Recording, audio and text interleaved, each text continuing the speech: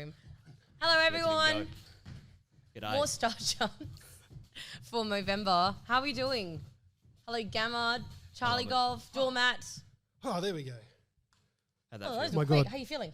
A bit puffed, more than I probably should be. But considering I play hockey in winter, but in fairness, it's been like 2 months since hockey finished, and I have done 0 exercise. Well, yeah, I guess it's better than no exercise, what you just did. So What's the total we're sitting on for Movember at the moment, I Jim? think it's $275 now, so we're cruising along there.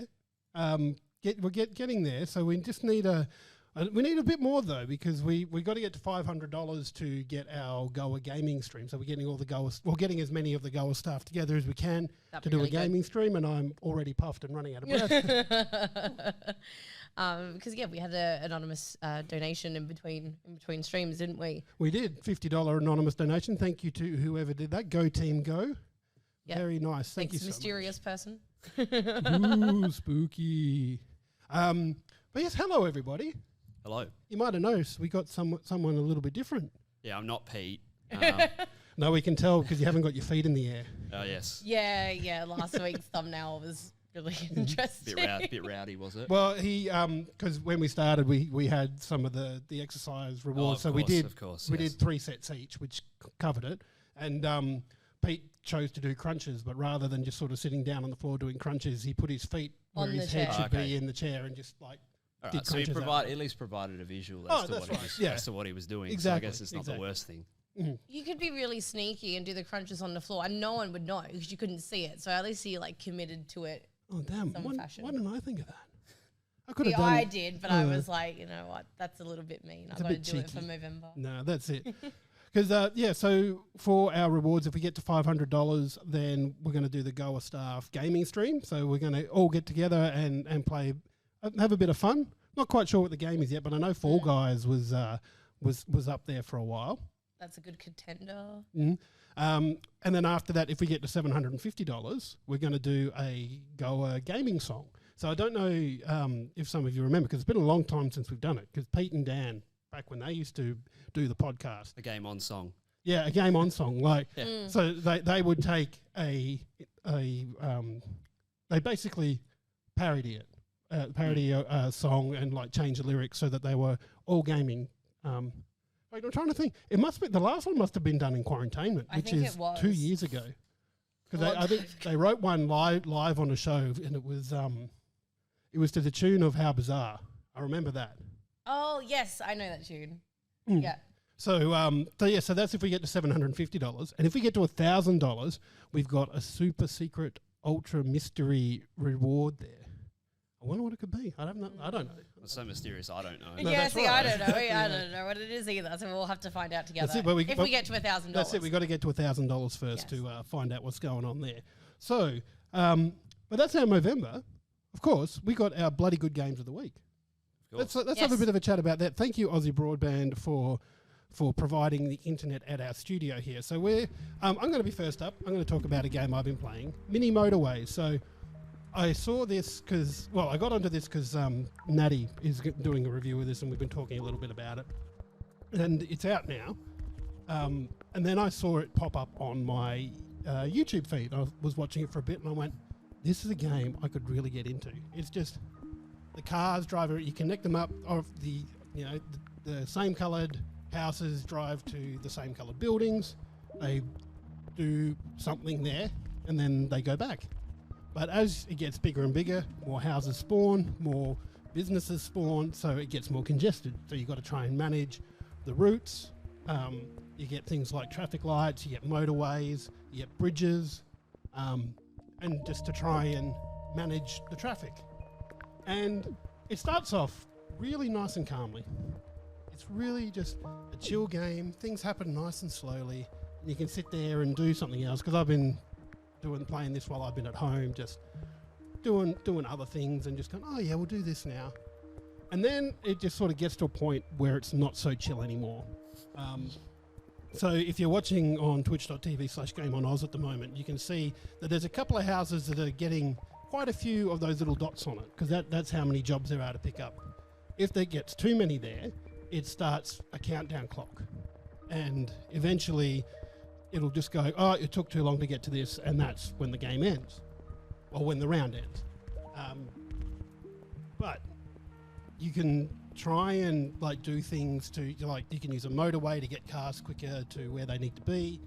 And I'm guessing you're limited in terms of resources. Like, you Yes. can't just put any kind of like overpasses or anything through there, like just willy-nilly. Like, you've got that limitation to it. So you have a certain number of road tiles that you start with, and certain levels you might start with a bridge, or you might start with a couple of traffic lights and things like that.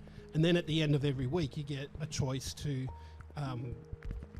in what other resources you get. So you might get a motorway and 10 road tiles, or you might get a couple of traffic lights and 20 road tiles.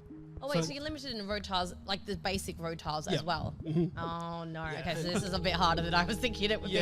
I'm literally staring at this like it's, you know those like Coco Melon Kids videos where you put on the videos and the shape's going everywhere and they get distracted? Like, I'm literally watching that right now and I'm like in a daze. We're all iPad kids. Yeah, that's literally what's happening to me. But then like you can see it's starting to get like a little congested in some areas. Yeah, it's starting to look a little bit stressful. What are you playing on, sorry? I'm playing it on Steam at the moment. Okay, cool. I forget what platforms it's on, but some people might think this game looks familiar, and that's because the devs had released a mobile game before that called what was it? I've lost it now. Mini Metro. Mini Metro, yeah. So and that's all about managing a subway. And it's a similar sort of concept here, except with cars instead. And it's just, it's like I said, it's relaxing until the moment it's not. And the levels are kind of endless. Like, it goes for as long as you can keep the game going for, pretty much. Right. And with I know it's not related to the gameplay specifically, but what's the soundtrack like? Very, very sort of lo-fi chill. Cool. Like, it's not there's not a lot of noise in there, but it's just sort of almost humming type music. Like, it's not a lot of different notes put in there. So I'm not going to start sweating and thinking it's like nighttime, like going home from work, traffic and stuff when it starts getting congested. And no. It's really chill. With Intel vPro, IT has hardware-based security to help shut down PC attacks. Like, I'm on a spacewalk. But yeah, no, it's not going to. It's pretty chill, and even when it does start to get congested, the music doesn't change. There'll be like little clicks that'll say, like a clock ticking to say, oh, you better watch this one because it's starting to get, this building's got a little bit too many jobs for it. And yeah, it's just nice and chill. Like I said, it's seems somewhat therapeutic, like if you've got a handle on it. But I feel like it's one of those things that might catch you out if you're feeling a bit too complacent. Yeah. Oh yeah. And that's kind of, sorry, you go. I must admit, like when I was starting to play it, I think the first level I played in it, because the game measures it in jobs done kind of thing. So each of the little markers are jobs done, and I think I got up to 800 in the first one that I did. And there's achievements for getting over 1,000 in each of the levels. So and since that first level, I've pretty much hit that 1,000 mark in each of the levels. So it's you can start to spot where the problems are going to be. And that icon up at the top right, so that's the stops, number of stops. That's the number of deliveries, for lack of a better word. Cool. That's done. And there's also the timer there. So at the end of every week, that's when you get the choice of more resources. You can also make it go fast, or you can pause it. Cool. Yeah. One little thing I did like, this game has a dark mode. I do like games with dark modes. And a little feature that I saw that was just really cool was that in dark mode, all the cars put headlights on. Nice. Yeah. Nice little touch. Yeah. But yeah, this is my bloody good game of the week. It's just nice and chill mini motorways. Cool. Love it. We've got a bit of variety, I think, between all our bloody good games of the week this week as well. A little bit different. Love to see it. My bloody good game of the week is one that we've spoken about a number of times over this year, in the lead up to the release and after release, but neither myself or Jim had actually had the chance to play it yet. And now I can finally say that I have, and I understand what all the hype is about now. So my bloody good game of the week is Cult of the Lamb, which I'll reiterate again because they're amazing, massive monster, Devolver Digital. They've created something so fun, really rewarding, cute art style. The base building aspect to it, I wasn't sure if I was going to enjoy, but I really like. So you guys know that I love similar games in the realm of this, like Hades and things like that. And I was like, oh, what's base building going to be like after I do these battles? And they're really endearing, because as you build up your cult, like all your little characters and stuff that you take into your cult are quite funny and end up having their own little quest for you to do while you're not in combat, or while you go out to your next adventure. They might ask you to do something that you get rewarded for. Like one of them, I think one of the first ones I remember was like they wanted me to make another follower eat a bowl of poop or something like that. Like, and I was like, they do that a fair amount. Yeah, I was like, yeah, okay, then this would be funny. But then obviously that would make that follower sick, and I want to try and keep my cult together. One thing I don't think we touched on too much, because obviously we hadn't had experience with it just at the time, was because I played this one on stream and I turned on the Twitch integration, which is only available obviously if you get the game through Steam, and it worked really well. Like it was great, because what happens is when you bring in a new person to your cult, people who are watching in the chat can enter, I guess, a raffle, because it comes through as an extension, and they can basically be named your new follower, and then while they're in your cult, their name will be above that character, and then while you're playing as well, you can use your channel points to add to like a special Twitch kind of collection, channel point collection, like towards your totem, that allow you to obtain different things. And even while you're in combat as well, there'll be like a pop-up that will say, Twitch chat is deciding your fate. And it's either going to be something good or bad, depending on what they decide on. So like, for example, I was in combat in one of the rooms, and the whole Twitch chat just rained bombs down, as well as having all the creatures to deal with, which was like really stressful. Or I would go into the next room with like 30 seconds of invisibility. So like the integration there worked really well. I was really impressed. And there was that whole level of, I guess, stress, because everyone's names were on like part of my cult, so I would try to keep them all alive. Don't so, kill me. Yeah, I know you were in there last week, and I can't remember live or not. But then like also the Twitch chat was able to like resurrect some of the characters or the cult members that died. But yeah, the base building works really well, because once you start building up your cult and you assign them to do different tasks, like craft materials to help you build better buildings that allow you to gain more like loyalty points and things like that, it just seems to mesh really well together. And I've become just as invested into doing the base building part as I do in the combat, because I thought initially kind of going into it, I was like, how much can I get away without having to rely on the base building?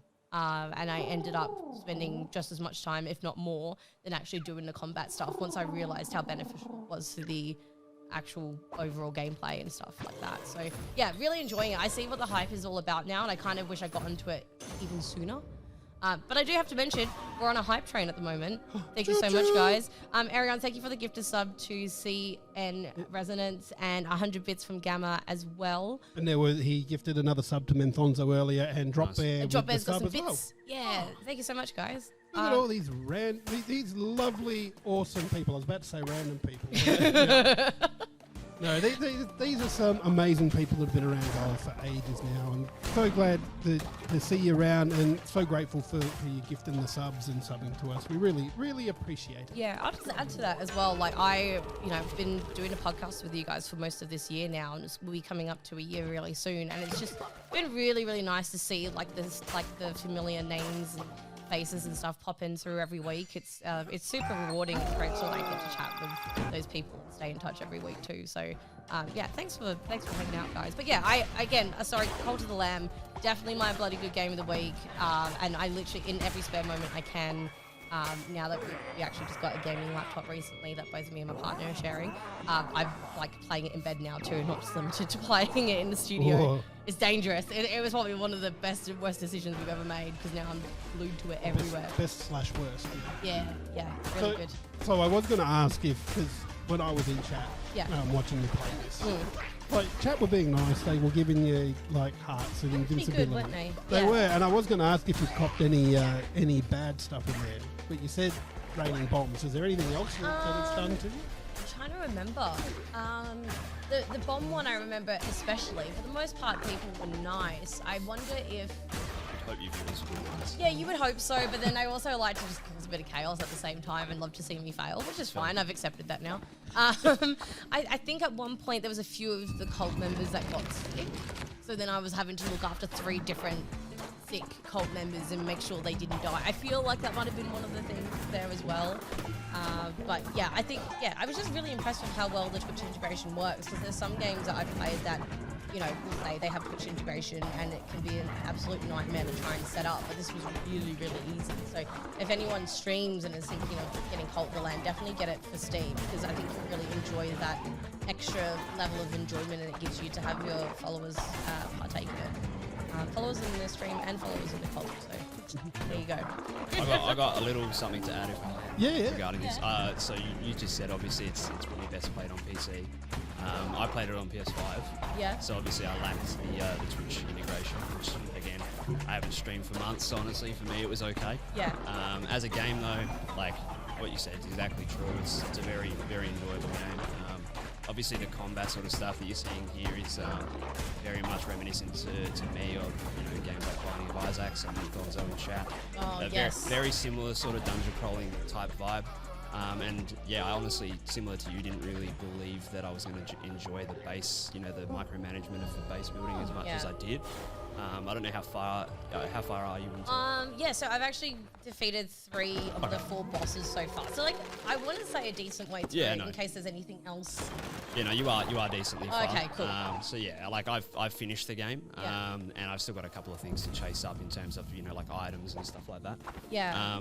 But yeah, it's pretty crazy in terms of the base building, how much stuff there actually is there to use and to do. Because, kind of say we didn't imagine we'd get into it as much as we could. Like, because I don't know about you, but I felt a little bit overwhelmed. So it wasn't just like the sermons, but there was also the rituals and then having the doctrines, I think, as well, where you select particular things that you can only pick one of. And and it's just even like just the keeping up with the materials and things like that as well, and crafting them and keeping everyone alive. Initially I was like, oh, this sounds like it's going to be such a chore, but it really wasn't. And I think some of the short like little animations they have for the rituals and stuff, they're quite entertaining and they're quite funny. Like when you sacrifice someone, they're literally like grabbed by you get married to more than one person as well. And then the people that you married like prior get jealous. It's good. It's good. They really I think that kind of marriage, like that juxtaposition between like the art style, but also like the really evil, devilish kind of stuff you can get up to, is really entertaining. But I think it's, I don't know. I again wish I had gotten onto this sooner. Like I knew it was going to be a good game, and I knew everyone was raving about it. And now playing it, I was like, I don't know if I don't think I said it yet, but we are getting physical copies in Australia now. And I've ordered the deluxe edition, so I'm going to have a nice physical copy, which I think comes with an art book and stuff like that too. So fancy. It's a nice looking copy as well. It is really, I know that kind of sold it on me too. I'm a bit of a sucker for physical copies, and I know that was a whole conversation I think we had last week on our podcast, was like digital first. But if it means I get to support Massive Monster and stuff even more, then I'm all for it, because it's like an absolute gem. 100%. Yeah. All right, well, that's Stormie's bloody good game of the week, Cult of the Lamb. Absolutely love it. Now, this is huge, this one, I think, Grumpy. And I'll just let you talk. Yeah, I think we're going to just let you take the floor here. Yeah, so obviously, despite playing various other things throughout, review seasons, so, your Modern Warfare 2s, and most recently, Sonic Frontiers. My bloody good game of the week is God of War Ragnarok. I'm sure anyone that's seen reviews or review scores, floating around the interwebs over the last few days would know that this game is, getting a lot of critical praise. I think a lot of people's fear initially was that, a game of this sort of, the 2018 game was of such a high standing that, a lot of people were kind of thinking, similarly to, I guess, the critical reception of something like The Last of Us Part 2, whether or not they could follow up with something as impactful. And, I 100% believe that they have. Both gameplay-wise and story-wise. I think Royce Zulu, who also had the game early as well, wrote his review for The Australian that you can go have a look at as well. He was also very much glowing with the experience. And again, it's a hard thing to talk about right now because it's only just come out today, and you know, you don't want to go too deeply into spoilers or anything like this. So obviously the gameplay you're seeing now is within the first hour, so you know, we're trying our hardest to at least show you what the game looks like without, you know, spoiling too much. What was it like? Oh, sorry. I was just going to say, I'm of the firm belief that anything in the first hour of a game can't be called a spoiler. Yeah. Because just like as soon as you get into a game, that first hour is just setting up everything. So that's basically the core story. Honestly. Yeah, exactly. And I mean, like like from the experience of writing the review, which again you can see on Game on Oz's website, is you know, it was a very difficult review to write because, you know, you don't want to. There's spoilers in every sort of sense, and you don't want to.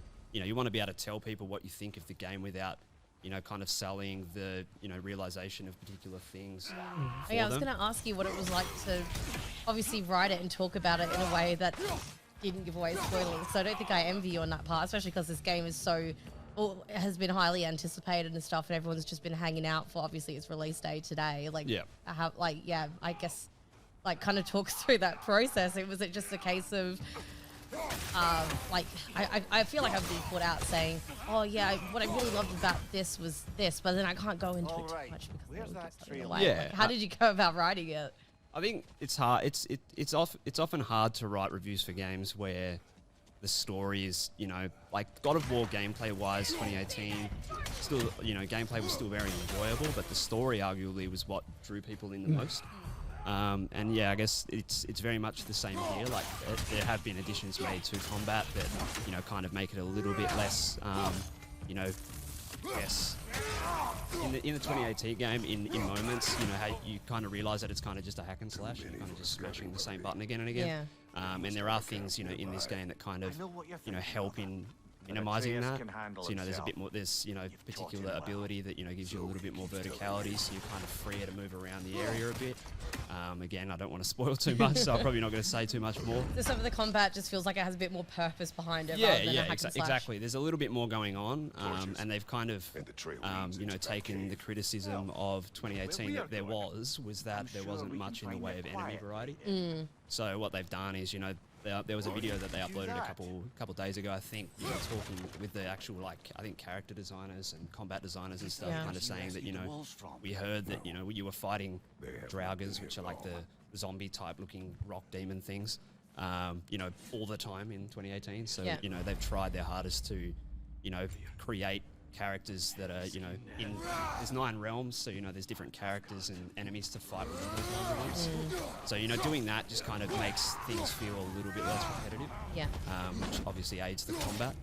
And then, yeah, the story, you know, again, it's not something I really wanted to go too deeply into because I want people to experience this for themselves. And obviously, if you've played 2018, you're going to get a very similar type vibe from this game. Well, I'd love to ask you as well, and you all can come from here, but I haven't had the opportunity to play the 2018 one yet, but I hear nothing but good things about that first one. Do you recommend to someone who's obviously played both to definitely play number 1 before 2, or do you think if someone's impatient, could they still enjoy 2 just as well? What's your opinion on that? Yeah, I think there's definitely enjoyment to derive from just playing the second one. I feel like in saying that though, you're kind of doing yourself a disservice in doing that, because it essentially just kicks off straight off from, you know, the ending sort of, you know, post-credit scene of the original game, right? So, you know, like not straight away, but, you know, it leads in very perfectly to that. Yeah. So yeah, I'd say, you know, anyone that have been looking at this review and go, oh, it's awesome, you know, I really need to play the first one, or should I play the first one? The answer is yes. Because you're going to get a lot more enjoyment out of the story that way. And I imagine because you say it's so character and story focused as well, you going straight into 2, you would lose that kind of build in the relationships and character building and stuff as well. Yeah, you kind of need that. Well, shout outs to Taco Bell apparently. Yeah, you deserve to have that idea of the characters' relationships and, you know, how they went in the prior game, and, you know, maybe if there's like, you know, hardships or whatever that they might be going through or anything like that. You know, it's definitely a benefit to know that before going in. And like if if for whatever reason you don't want to play the prior game, at least watch the narrative cutscenes.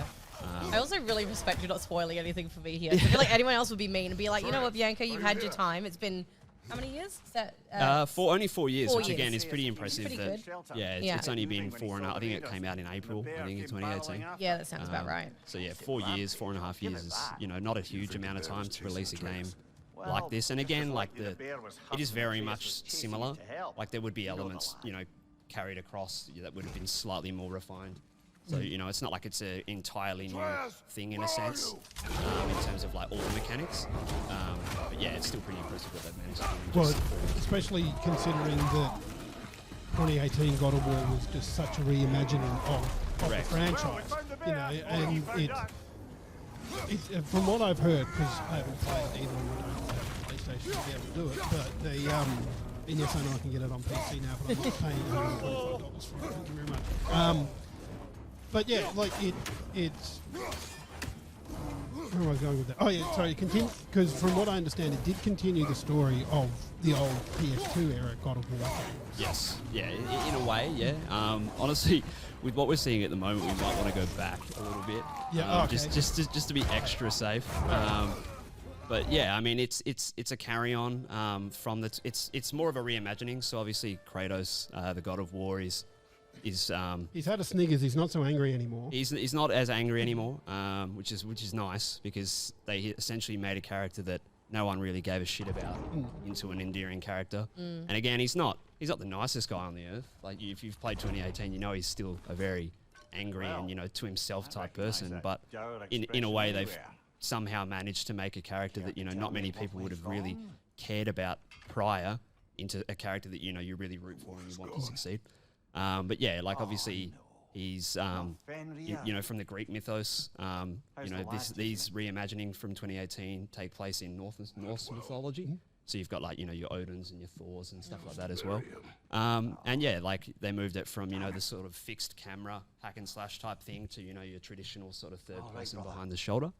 And yeah, like it's wicked. The 2018 game for me was my game of the year that year.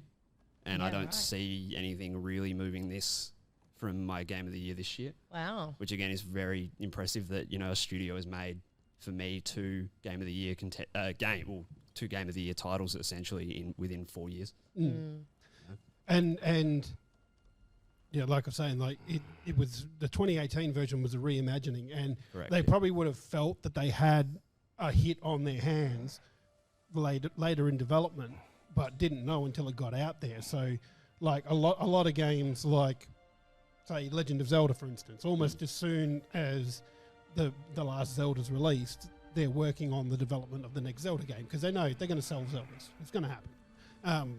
But when you're reimagining a series like this, there's a bit more risk to it. So being able to get a game designed and developed in 4 years is a massive effort. Yeah, exactly. This looks gorgeous as well. Sorry, just going between like the light and dark and stuff, just saying all the details in it. Because you played under 5, I imagine?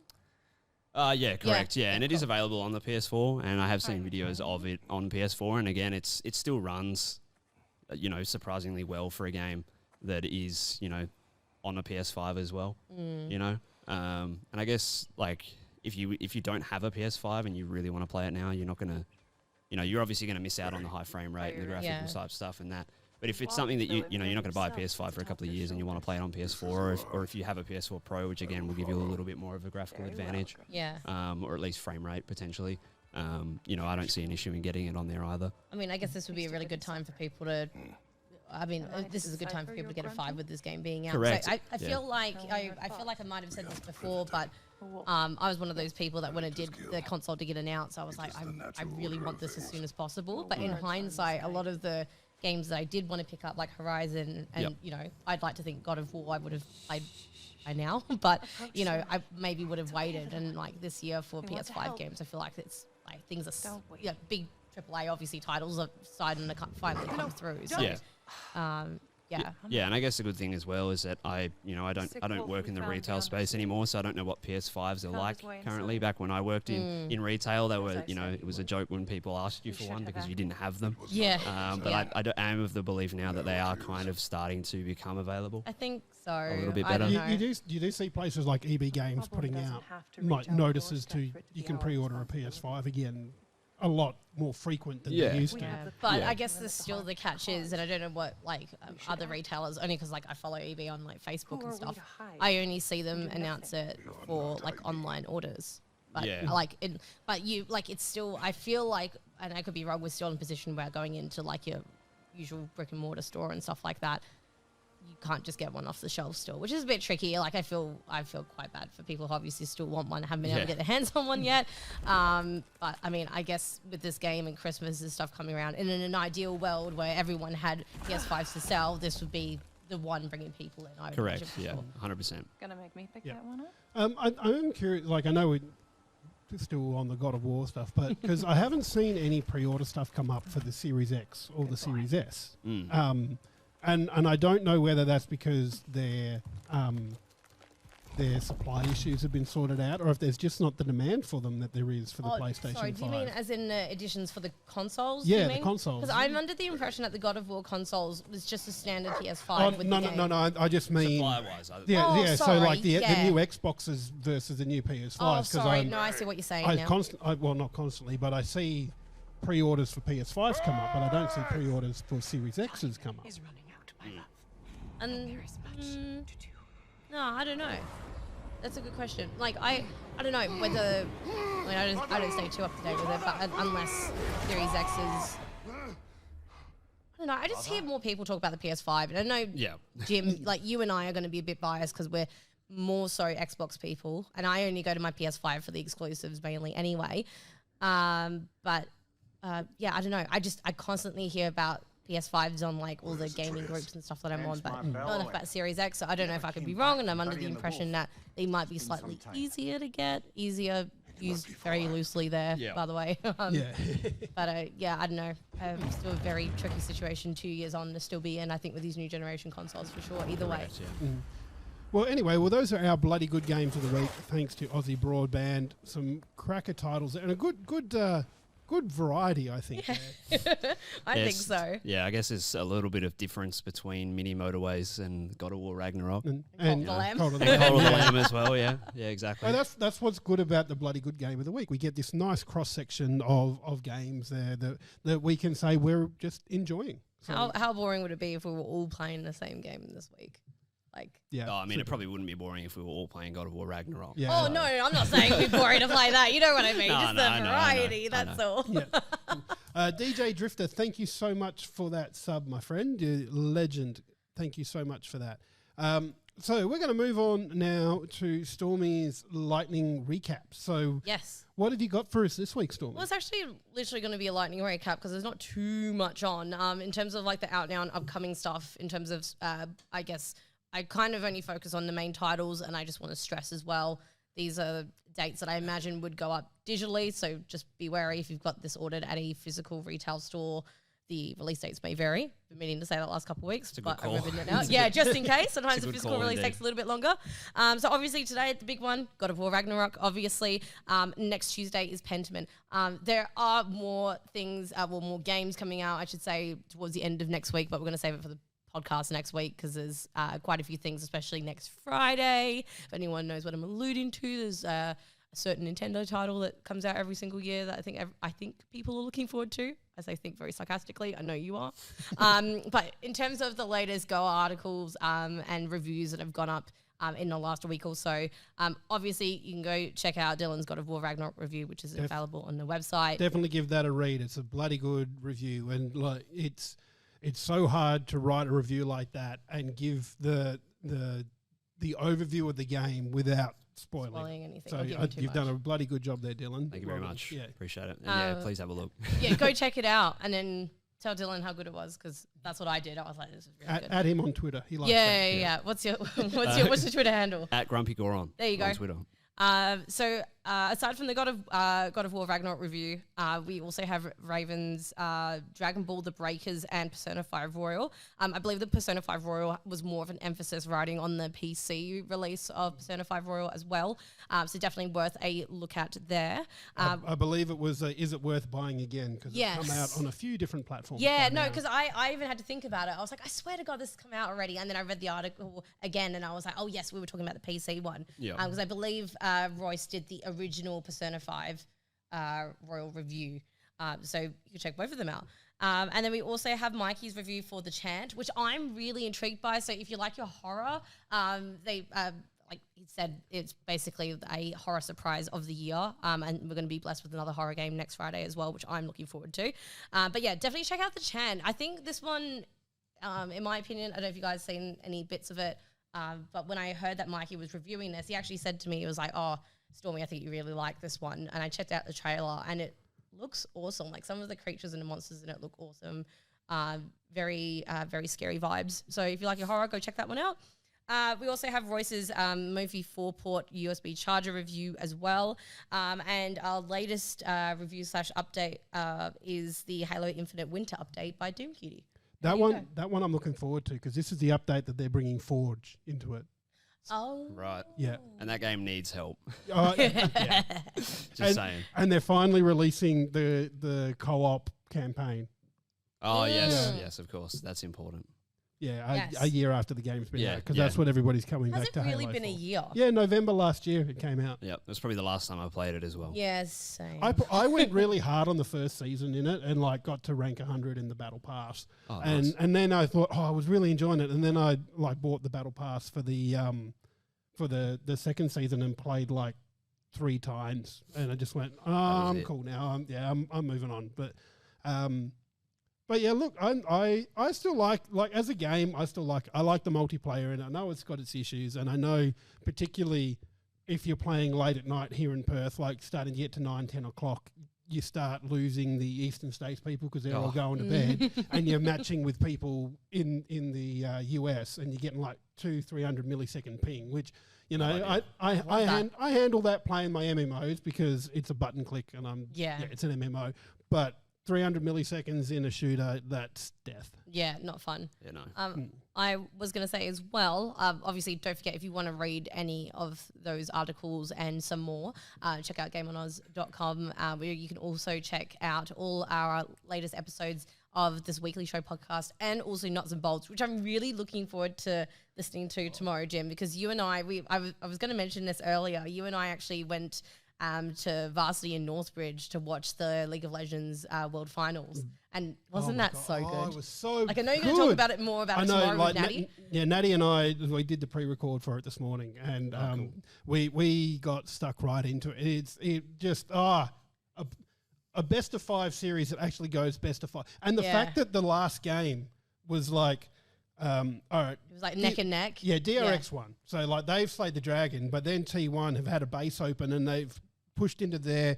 Kingen from DRX has held off 2 people, had somebody come back to help him, but they've killed them, and then all of a sudden they've rebounded and gone right up the other end. And like it was T1 had a Nexus turret down, and all of a sudden they're back up the other end, and T1 lose because DRX were just It was so intense to watch, and it was the first finals that I've watched since, or any of the actual like proper games that I've watched personally since I've started playing League.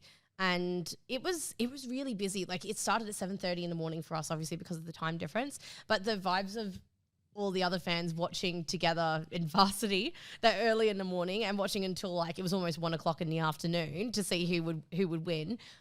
It was so good, and the production value of the show was fantastic. So even if you're not a League of Legends fan, the opening show like had like Lil Nas X and stuff. I did hear about this. The way they again the production, like the lighting and the effects and stuff they had on stage was really cool. And my partner, who does not care less about League of Legends, who came along, also really enjoyed it. I mean, obviously you'll talk about this tomorrow. But that was, look out for Nuts and Bolts tomorrow. What time do you guys go live with your episode? 5 o'clock Australian Western Standard Time. Beautiful. So that'll be 8 o'clock Eastern Daylight Savings Time. Brain cannot calculate New Zealand time right now. So. Oh, yeah, I forgot about the few extra time hours. Change. Yeah. So, make sure you go check that out. I know I'm looking forward to hearing what Natty thought about it too. Yeah. So good. There is one game that's come out that we didn't quite get to in your roundup there, and I'm keen to talk about because I really like the look of it, and I got to play a little bit of it at PAX, and that's Sonic Frontiers. Yeah. Oh, yeah, of course. Yeah. And I know Grumpy, you've got a review copy currently that you're going through, and Yep. Considering it came out yesterday or today, so I don't, I feel that we can talk about it a little bit. Yep. But like, I quite liked what I played, and granted, it was only like the first 10 minutes. But yeah, I really enjoyed it. Yeah, no, and I mean, it's again, like, I need to preface this by saying I've only played, potentially 3 or 4 hours of the game. I only got the code, I think, yesterday, to be honest, like the day it came out. I didn't get it too early or anything like that. So I haven't been able to play too much, unfortunately. But yeah, it's as, a Sonic fan, back, I mean, I'm only 25. The ones I played when I was a kid were the ones that were on GameCube, which were, essentially just rehashes of the Dreamcast games. So, Sonic Adventure and Sonic Adventure 2. So I've always been, a fan of 3D Sonic ever since those games. And I mean, it's probably one of the best Sonic games in the last decade. But again, when you say that, there's been a lot of trash. in this The bar's not very high when it comes to Sonic. It's not. Sonic Forces. Sonic Forces was a pain. What was the one where they gave him that relationship, like romance with that the was human Sonic characters? 06, which is the worst, commonly known as the worst one. But yeah, I think the last high point for me personally was probably Sonic Generations, which was I got a little Facebook alert from when I bought the collector's edition yesterday. It was 11, which is 11 years ago. So it wasn't even a decade ago. It was a little bit extra. But yeah, that was probably the last high point for me personally. And again, there have been, in terms of the 3D series, so there have been, good 2D rehashes. So Sonic Mania in 2017, for example, was, a very enjoyable game, but it's not the 3D Sonic formula. Yeah, I think it's the greatest, one in the last couple of years or the last decade, basically. But in saying that, it's kind of hovering around, sort of your 7 out of 10 type vibe. It's got good ideas, and there's the foundations there for something that if they take away from it, and rehash a little bit more, do a couple of things to it, it's got the potential to be great, which is exciting because that I can't remember the last time I played a Sonic game that actually made me feel like I was actually actively in control. What platform are you playing this on? I'm playing it on the PS5. Because I have heard a couple of things going around, because it's coming out on the Switch, Xbox, and PlayStation. But when you develop for a game like that, you generally develop one version and then port it to the various consoles. So it would probably mean that you would have to develop Sonic Frontiers to the Switch standard. Has that shown any on the PS5 just yet? Not really. I think from what I've heard about the Switch game, because again I haven't seen it, what I've heard from every reviewer that has the Switch game was basically like, if you can play it on anything else, do it, because obviously there's going to be some technical issues. And I mean, playing on the PS5, I'm actually quite surprised, and I think this is common belief, I think, across most consoles that it's available on, is that technically it's not great. It's choppy in moments. There's pop-in that, honestly is quite surprising to see in a game on a PS5. You like walk into a particular area and, you see like for example, like throughout this island that you take, you play through, there'll be like your traditional Sonic, like, your little bounce pads and stuff like that, rails and stuff to fly around on and such. And, you'll see half of it and then you run closer and the rest of it pops in. And you're like, well, why? Like, how is this happening here? Yeah. And I mean, when I first started the game, when you play on a PS5, you kind of expect games to run at 60, which again is a debate, that's kind of sprung up in the last few weeks. I think Gotham Knights. I think a Plague Tale was 30 on console as well. You see, I heard nothing about Plague. Yeah, no, I heard arguably more about Plague Tale. Really? Than Gotham, yeah. Oh, interesting. Yeah. So 30 on consoles locked, which again is fine, but like when you've tasted the glorious drink of 60 FPS, you don't really want to go back to 30 too often. And yeah, so thankfully there is an option on PS5 to play 4K mode, which is obviously in a 4K resolution, or 60 FPS mode, which I assume is just scaling the resolution, which again made things look a lot nicer. But even then, like there's still frame drops within that 60 FPS mode, which is quite disappointing. Yeah. And again, the sort of pop-in stuff is still present. Yeah. Do you think, I know this is a discussion that myself and Jim had a week or two ago. I think it was among the time that Gotham Knights had come out and everyone was talking about 30 and 60. In general, is 30 enough to put you off from playing in a game entirely? No, Okay. I don't think so. Yeah, I think we said about the same thing, didn't we, Jim? Yeah. Yeah, no, exactly. Some people are getting a bit on their high horse, I think, at sometimes and being like, oh, no, this is rubbish. I'm not going to play this. It should be a 60. And I'm like, okay, well. No. I think like I said before the show, when a couple of months ago I went back to PS3 for a couple of months and I decided to play Fallout 3 on the PS3, which again, and if you've ever played on a PS3, any Bethesda game on the PS3 just ran like absolute garbage. So I was playing Fallout 3 on it and it looked like crap, and it also ran at like 1 frame a week. So it was like I still enjoyed it because like I liked Fallout 3 and I wanted to play it on the console to see what it looked like and how it run back then. But like I don't think 30 is a reason to not play a game. I feel like if there's an option between 30 and 60 and you're going to give up the graphics a little bit to have the 60, you would do that. I do that basically every time. Yeah, cool. Good to know. Yeah. No, just curious. I must admit, like, it's always been a kind of bugbear of mine, mainly because I've always been a Nintendo person, and So you don't know what 60 FPS is very often. I've got an Xbox Series X, so I know that. But even that, I don't think my computer monitors run at 60 FPS. Yeah. But I've always been gameplay over graphics person. Yeah. And if the game is still good, then it doesn't matter to me. Like, I tell this story a lot, but a couple of years ago, I bought a 65-inch TV, which was an upgrade from my 48-inch TV. And that's the first time I've been able to see a difference between standard definition and high definition TV, let alone high definition and 4K. My eyes just are not that good.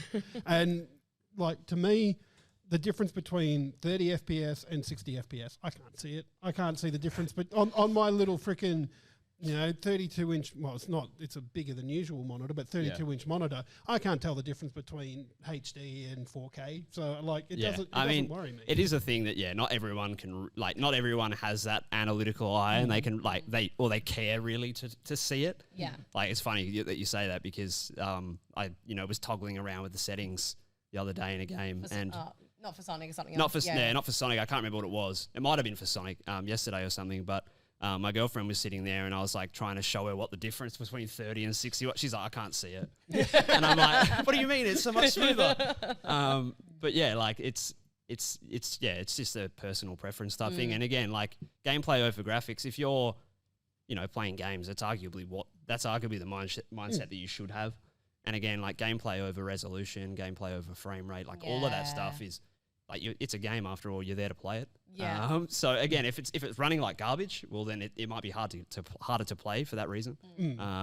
But yeah, like if you got the option to play a game at 30 and it looks sluggish and you're used to playing it on a computer where you might play at 60 or the even further elite level of 144 or something like that, or 120, which I think is available in some games on PS5, for example, like cool. But play it at 30 if it's the only option available, because if it's a game like Plague Tale, which again I haven't played personally, but I've heard really good things about Plague Tale. It's a good game. Like, don't miss out. Don't not play it because it runs at 30.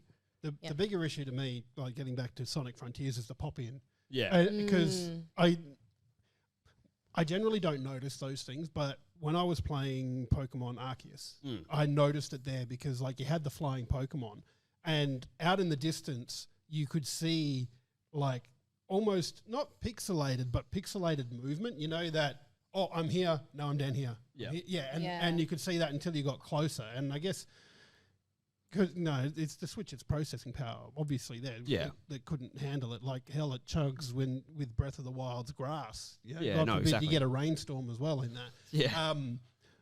And, like, I kind of think that Sonic Frontiers might, like, because it's on the Switch as well, like I said, it's been developed in one go and then ported to each of the systems. So the PS5 has caught some Switch programming issues in there. Potentially, potentially, to try and keep everything normalized to a point, everything's kind of had to take a hit. Yeah, and the fact that Sonic just moves so fast. Yeah. And funnily enough, he doesn't go fast. Yeah. Another good thing, like I said before, control-wise, is that he arguably doesn't move as fast as he often did before. So like for the last decade, the Sonic formula has been known, coined as the boost formula. Yeah. So essentially you go and then you boost at like supersonic speed, and that's kind of like it's visually cool, but you kind of lose all sense of control. Yeah, because you're just like, okay, here he goes. Yeah, and like, you know, you might like have the ability to like pull the little grind type move and just like skid to the side and that, but like you don't really do much. Not really more than doing that. anything yourself. And like what's cool about this one is that, you know, you've got your open world type exploration bits, but you've also kind of got your classic Sonic levels. So you like go through portals that are, you know, take you to other worlds. I've heard they call them more open zones rather than open world. Open zone, yeah, correct. Which is obviously a Sonic thing for zones and such. They had to get that in there. But yeah, like I think the cool bits are, you know, you've still got access to those, you know, not 100% boost formula. Like there is still a boost sort of vibe to it, but it's not as fast, you know, at least for where I'm at currently. One thing I don't like though is that, you know, they have an insistence of, you know, repeating. They're basically just constant outfit repeaters for levels. So, you know, Green Hill has been around for a long time and it's back again. Chemical Plant Zone, you know, you've been there before, you've been there again. Welcome back, you're there again. And which is annoying because, like, you know, I would like to see some new stuff. I feel like because Frontiers is kind of not boasting, but kind of obviously going off the fact that it's gone in a different direction, but then the actual level or zones themselves feel still kind of same. It's like... Yeah, and I think the whole vibe is that, you know, they're like this open world bit is very much different to Sonic, but then you've still got the excuse of like, oh, it's still like it used to be because you go to places that you used to go. Nostalgia kind of bit. Correct. Yeah, which I think's fine, but it's an interesting game. Are you ready to move on from the older stuff? Yeah. So that's what it sounds like. You're like, let's go. But yeah, I'll have more opinions. You know, well, my review will be up soon. Yep. And keep an eye I out guess on you can Game have a Live. look at that when I get there and see what I think about it overall. But it's decent. It's got good ideas, and I feel like it, you know, the next game might be something great, which, you know, Sonic fans can't say that they've had for a long time. I want to see you fishing. Yeah, I haven't done that yet, so yeah. It's the only thing I've seen. Might be my favourite game after that. Who knows? That might. God of War Ragnarok. Put it in the bin. Yeah, don't goodbye. need it. Cool. So, got. I want to have a bit of a chat about VR as well because we had a couple of VR stories that I kind of found interesting, particularly the one about the Sword Art Online Kill You VR headset. So, like, I got to say, like, most of the stuff I've seen around this, it kind of looks parody-ish, but most places are kind of reporting it as a real thing. And I'm... Oh, really? I'm no, not they're Really? not like the actual proper gaming outlets aren't reporting, like they're reporting it as the guy who's made it is reporting it, and just like sort of almost tongue in cheek. If you read between the lines, you realize that this is a stupid idea and nobody's ever going to buy something like this. Yeah. Someone stole it from his office. Yeah. Passing it around. A new VR. I can kind of see that this is something that, like, Today Tonight would pick up and go, oh, look at this, they're going to kill your kids Look, playing video games are ruining lives But, again. Then they relate it to GTA somehow. Yeah. It's not even related. But a sword. The reason that they've made this, so it's been made by Palmer Luckey, who, if you know that name, was involved with the Oculus in its early days. So he was one of the creators of the original Oculus headsets for VR before it got bought out by Facebook or Meta now, whatever the hell they're calling themselves these days. But this particular one is more it's more an art piece from Sword Art Online. I don't know a lot about it, but apparently it's the game and story setting, because I think it's books as well, are basically everybody is in this VR environment, but if you die in the game, then you die in real life. Yep. And so that's pretty much what this is. It's kind of more an art piece than anything else, just in case anybody was confused. Well, yeah, I think it's got like a, you know, the image that we're seeing is, you know, it's got, I believe it's Kirito's sword. I have seen the Sword Art Online anime, but it has been a long while since I have, so I don't really remember much. But yeah, it's got the sword there, so it's, you know, heavily implied that it's obviously a Sword Art Online sort of spin of a headset that would, you know, kill you when you do die in game. Arion's asking what color the sword is. It's a black one. Black one with grey edging. I believe it is Kirito's sword, but I might be wrong. Don't kill me, anime fans. Now, this is where he doesn't want you to add him on Twitter.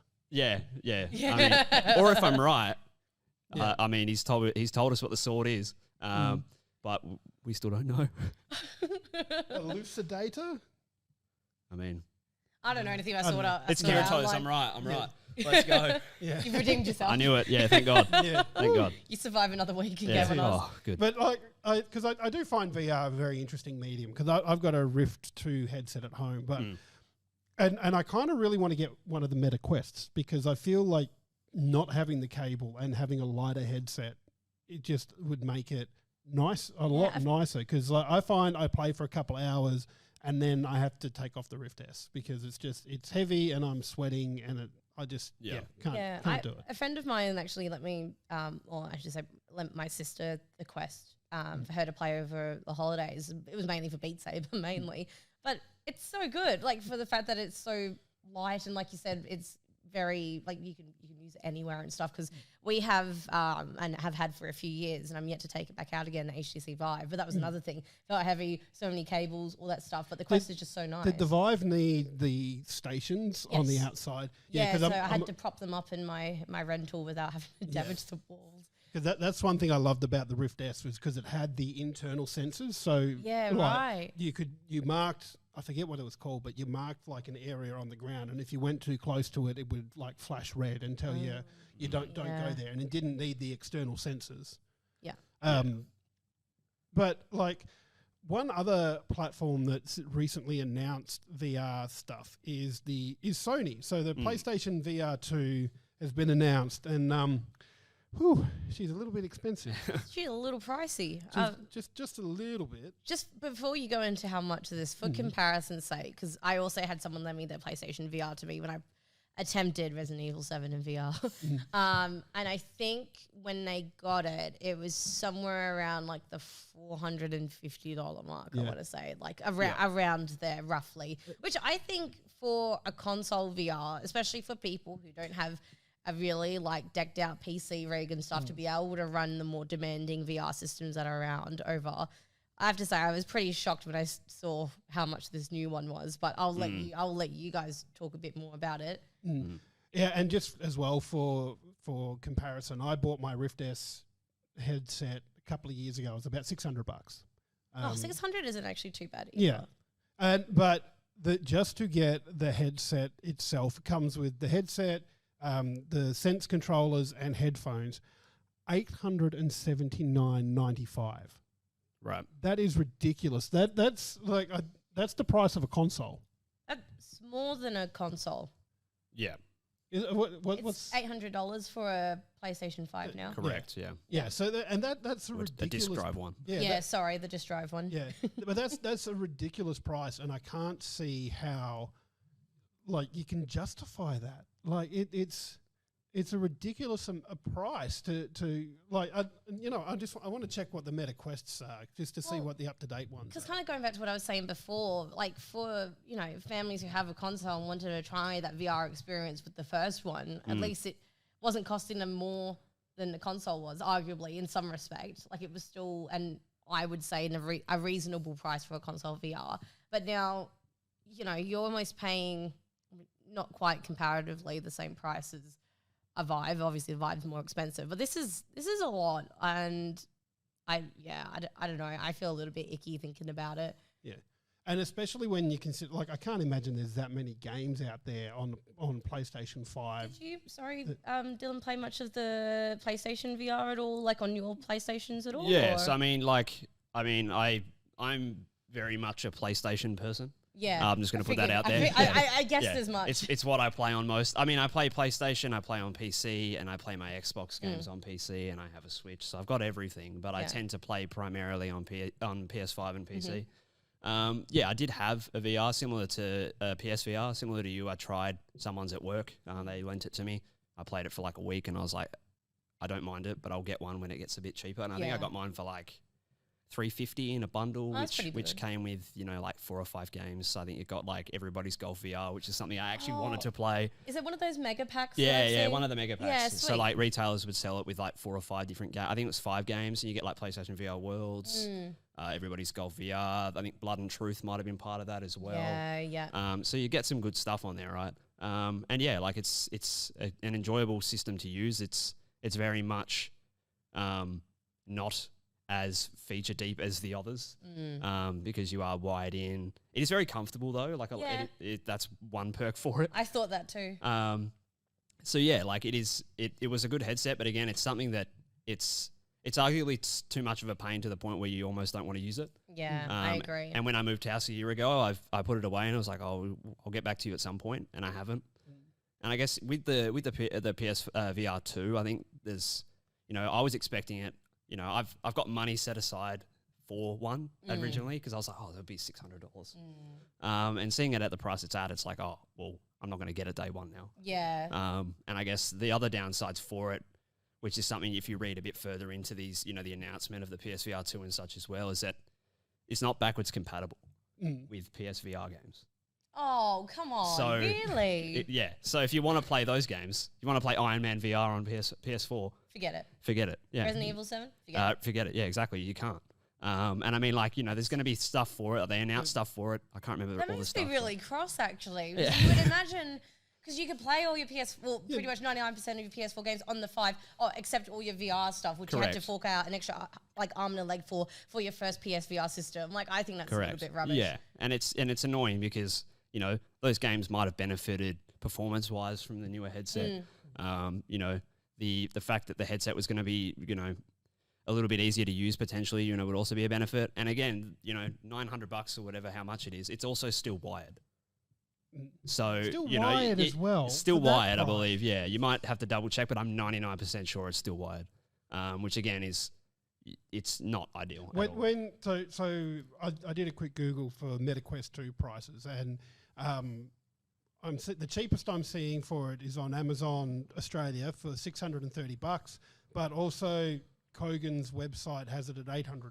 So might be the size of the hard drive in it or the SSD or whatever it is. Yeah, but even still, like the Quest you can still connect via cable to your computer, so you can use your graphics card on your computer. Yeah. But the advantage of the Quest is that it doesn't need that. It can do it all in house. But and you get access to all the VR games out there. Like it doesn't have to be on the Oculus Store. Like if there's a game on Steam that runs on VR, it'll work on the Quest. And it just It sounds like you get more bang for your buck if you get a Quest rather than a PSVR 2, to be honest.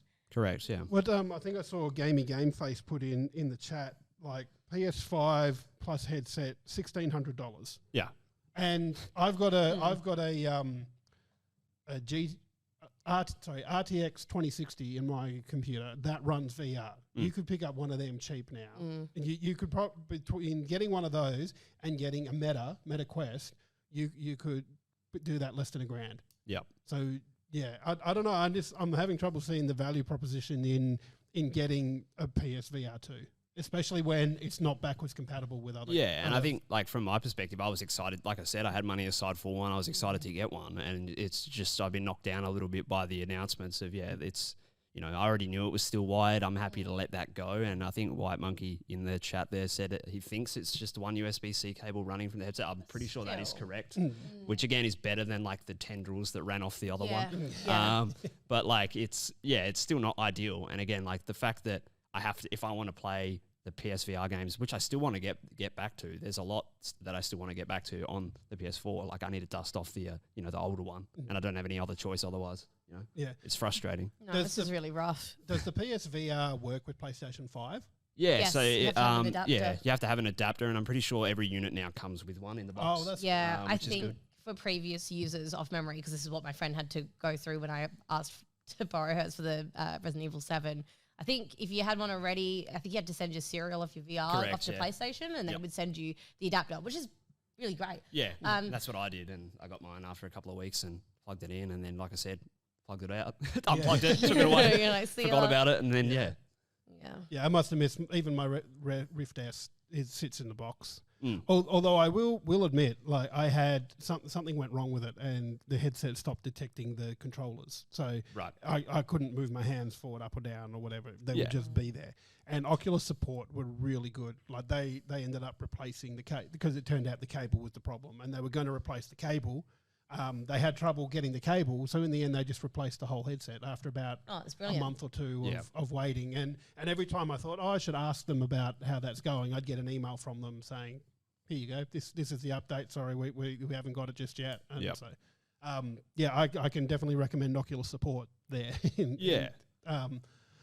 But I'm recommending everything but the PlayStation VR 2 right now. Well, if they want to send me one and a PlayStation 5 to go with it so I can test it out, I'll be happy to do that for them. But I don't see that happening anymore. Yeah, I guess like closing remarks is like, as someone that still wants one eventually, like I'll still get one day when the prices drop down a little. I'm still excited to see what it's like. Again, moving away from the Move controllers, which were like, the ones with the little like the balls on the end. You'd be playing around with those, but they were like literally PS3 stuff. Like they remade them, they repurposed them and re-released them for the PSVR, but it was straight up just PS3 tech. So it would be exciting to see what actual, motion controllers on the PlayStation are like. So I'm still excited, but again, I have been, my hype has been knocked down a few pegs for sure. Yeah. Well, I think that's about it for our show this week. Thanks, Grumpy, for coming along. No worries. Pleasure to have you. Yeah, great to have you.